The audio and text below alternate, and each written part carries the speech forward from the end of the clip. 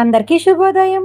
ఈరోజు మన యాక్టివిటీ వ్యత్యాసాన్ని అనుభూతి చెందండి, ప్రయోగం చేయండి, అన్వేషించండి, ఉష్ణోగ్రతల వ్యత్యాసాన్ని పోల్చండి.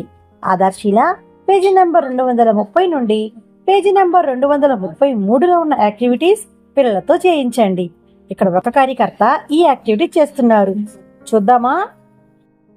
హాయ్ పిల్లలు, గుడ్ మార్నింగ్. ఇప్పుడు మనం ఒక యాక్టివిటీ నేర్చుకుందామా? ఎండాకాలం, చలికాలం నేర్చుకుందామా? ఇప్పుడు ఎండాకాలం గురించి మాట్లాడుకుందాం. చూద్దాం, ఏ కాలంలో వేడి ఎక్కువ ఉంటుంది నాన్న? గాయత్రి, వేడి ఎక్కువ ఉంది కదా. ఎండాకాలంలో మనం ఎక్కువ ఏం తీసుకోవాలి? ఇంకా ఇంకేమేమి తాగాలి?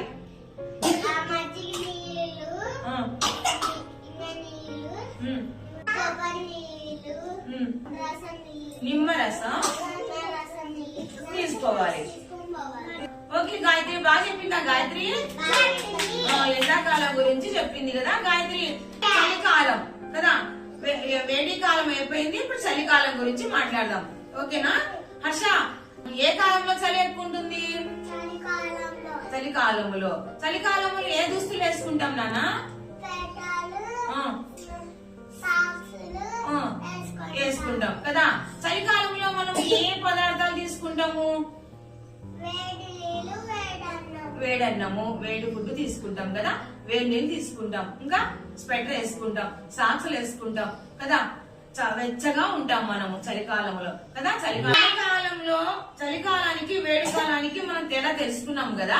చలికాలంలో ఏమి తింటాము, ఏం వేసుకుంటాం, ఎండాకాలంలో ఏం తీసుకుంటాము, ఏం తింటాం అనేది రెండు కాలాల గురించి తేడా తెలుసుకున్నాం కదా. తెలుసుకున్నామా మనము? ఏది వేడిగా ఉంది, ఏది చల్లగా ఉందనేది మనం తేడా తెలుసుకుందామా పిల్లలు? తెలుసుకుందామా? ఇక్కడ ఇదేంటిది నాన్న? గ్లాస్ లో ఏమున్నాయి? ఉన్నాయి, చూసారా? ఏమున్నాయి? ఓకే. నెక్స్ట్ ఇదేంటి నాన్న? Ice cream. మీరు ఎప్పుడైనా తిన్నారా? అది ఎలా ఉంటుంది? చెప్పండి. చల్లగా ఉంటుంది కదా, చల్లగా ఉంటుంది. ఓకే. ఇదేంటిది నాన్న? కాఫీ. ఎలా ఉంది? వేడిగా ఉందా, చల్లగా ఉందా? వేడిగా ఉందని ఎలా గుర్తుపట్టారు మీరు? పొగ ద్వారా, పొగలు పోతున్నాయి కదా, దీని ద్వారా మీరు గుర్తుపట్టారు. ఇప్పుడు మనం కూడా ఇక్కడ చలి నీళ్లు పెట్టాము, వేడి నీళ్లు పెట్టాము. స్పర్శతో మనము తెలుసుకుందామా? టచ్ చేసి తెలుసుకుందాం. ఓకేనా? కూలుగా ఉన్నాయి, ఏది వేడిగా ఉన్నాయి తెలుసుకుందామా? తేడా తెలుసుకుందాం మనం ఇప్పుడు. గాయత్రి, చూడమ్మా, దేంట్లో చల్లగా ఉంది? చల్లగా ఉందా? అది నీకు అర్థమైందా? చల్లగా ఉందని. దాంట్లో చూడు, ఆ గ్లాస్ లో వేడిగా ఉంది. అప్పుడు నీకు తేడా తెలిసిందా? స్పర్శ ద్వారా తెలిసిందా? అది ఎలా ఉంది? వేడి ఉంది కదా. ఇది ఎలా ఉంది? ఎలా చూడు, చల్లగా ఉందా? స్పర్శ ద్వారా తెలిసింది కదా నీకు. మనం ఇప్పుడు ఎండాకాలం, చలికాలం గురించి కూడా నేర్చుకున్నాము. తర్వాత స్పర్శ ద్వారా ఏది వేడిగా ఉంది, ఏది చల్లగా ఉంది అని కూడా తెలుసుకున్నాము. ఇది బాగుందా మీకు? యాక్టివిటీ బాగుందా? నేర్చుకునే వల్ల గుర్తుపడతారు కదా, ఏది వేడిగా ఉంది, ఏది చల్లగా ఉంది అని గుర్తుపడతారా? ఇది బాగుంది యాక్టివిటీ మనకు.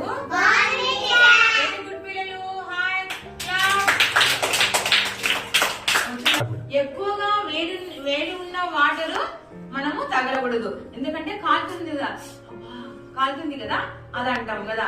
ఎక్కువగా వేడి ఉన్న వాటర్ తగలొచ్చా మనము? ఎందుకని? కాలుతుందని మనము అర్థమవుతుంది కదా. కాలేదాన్ని మనం ఎప్పుడు పట్టుకోకూడదు కదా, అవునా కదా? మన పిల్లలు ఎక్కువ చల్లగా ఉన్నా కూడా, కూల్గా ఉన్నా కూడా మనము పట్టుకోకూడదు. చేతులకు మనకు ఎలాగో అనిపిస్తుంది కదా, వేళ్ళకి అన్ని ఎలాగో అనిపిస్తుంది. ఈ యాక్టివిటీ మీకు బాగుందా? బాగుంది కదా మీకు అందరికి? ఇక్కడున్న పిల్లలు ఈ యాక్టివిటీని చాలా బాగా చెప్తున్నారు కదా. మరి ఇంకెందుకు ఆలస్యం, రండి ఈరోజు ఈ విధంగా మనం కూడా మన అంగన్వాడీ కేంద్రంలో చేద్దామా? Thank you.